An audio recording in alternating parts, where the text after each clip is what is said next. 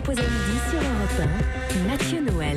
Vous écoutez Europe 1, il est midi 22, rien ne s'oppose à midi continue avec Eva Rock, Olivier Pouls, Pierre Herbulot et celui qui est plus qu'un collègue pour moi, un ami. Un ami parfois c'est vrai un peu envahissant car il s'inquiète tellement pour moi qu'il pose beaucoup, mais vraiment beaucoup de questions. Sinon tu dors 2 heures, tu as besoin de combien? 1 heure, ouais. Mais à quelle heure tu t'étais couché? Est-ce que tu es circoncis d'abord? Ok, bon. Guy Carlier, vous nous parlez régulièrement ici de Mozart, de la légende des siècles, de Guernica, des barcaroles de forêt. Oui, comme une journaliste de l'Obs est en régie, je ne vais pas rappeler que vous nous parlez aussi sexualité animale, flatulence sénatoriale et onanisme de la main gauche. Mais quoi qu'il en soit... Quoi qu'il en soit, quoi? Qu'est-ce que c'est que ce lancement en suspens? C'est une histoire que racontait le grand-père d'un copain d'enfance. Pendant la guerre, il travaillait à l'usine Sagem d'Argenteuil, occupée par les Allemands, et un jour, excédé en voyant passer dans l'allée de la cantine les 2 soldats qui surveillaient le déjeuner des ouvriers, il a saisi un couteau, il a lancé « Je vais les planter ». Aussitôt, ses compagnons l'ont retenu en bloquant son bras sur la table et en lui disant « Fais pas le con, nanar ». Et à chaque fois que le grand-père racontait cette histoire, ce « Fais pas le con, nanar » faisait notre joie. Et cette phrase était devenue le leitmotiv des collégiens que nous étions. Lorsque l'un d'entre nous allait faire une connerie, on lui lançait « Fais pas le con, nanar ». Et cette phrase, c'est ma Madeleine de Proust. Elle sent la banlieue des années 60. Elle... Faites semblant de rien, mais Mathieu Noël n'écoute absolument pas ma chronique. Il hoche la tête en pilotage automatique, mais il est perdu dans ses pensées. Bon, pour l'instant ça va, il n'a pas encore dit de conneries. Qu'est-ce qui va avoir un bon article dans l'Obs? C'est ma pomme, c'est pas mal l'Obs.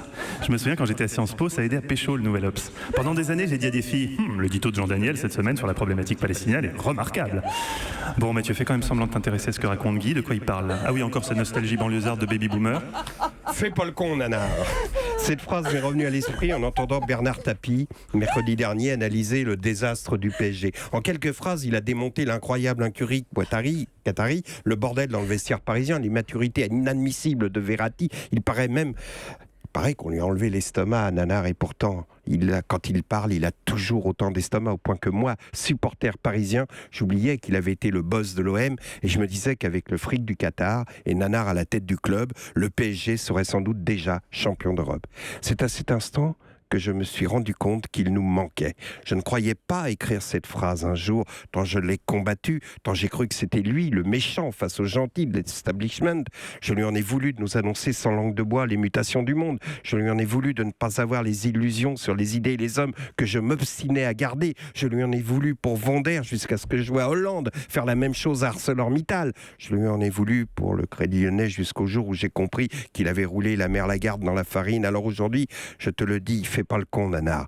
Le môme du Blanc-Ménil que tu es ressemble à celui d'Argenteuil que je suis. Il ressemble à tous les enfants du baby-boom qui ont grandi en banlieue, se sont lavé le cul dans la cuvette à l'évier de la cuisine. On a le même accent, les mêmes codes, on vient du même monde. On n'a jamais été dupe du pouvoir. Jean-Pierre Bernès m'a raconté que tu l'avais emmené déjeuner à l'Élysée et que là, à table, en face de Mitterrand, tu l'as pincé la cuisse sous la nappe en lui glissant à l'oreille.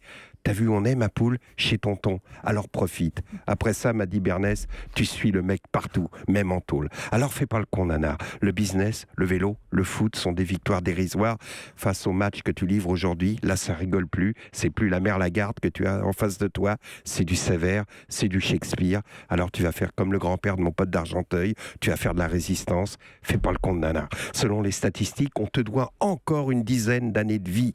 Et au moins, avec ce que tu endures en ce moment, tu as droit même à 5 bonnes années d'intérêt.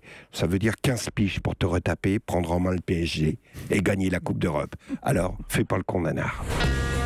Merci beaucoup Guy Carlier.